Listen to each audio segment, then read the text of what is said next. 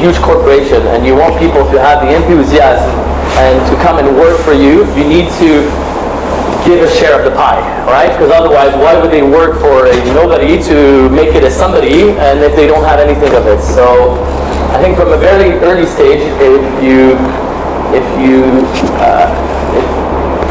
set yourself and you're comfortable with the idea that you're going to give a share of your business to your key employees, to your key staff. So that's one of the things that we did very early on. We set up what we call the ESOP. ESOP is an employee share option plan.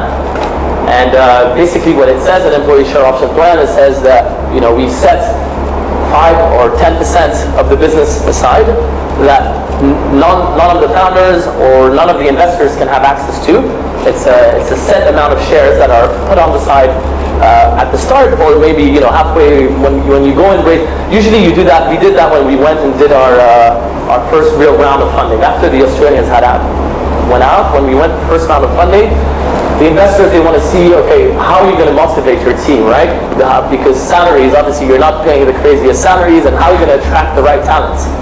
And so by putting 10% of the business aside and giving shares to the employees as they reach those KPIs. So the KPIs that we mentioned before, we set goals, and we set for each employee certain KPIs, key performance indicator, against which they will be measured. And at the end of the year or at the end of the quarter, depending if they're in sales or if they're not in sales, we measure them against their KPIs, and we said, okay, you've achieved your targets, and hence you get to receive shares of the business. And you pick within your business who are the 4, 5, 6 people that are going to be really instrumental to the success of your business. And if they leave, you're thinking, okay, I'm losing really somebody important.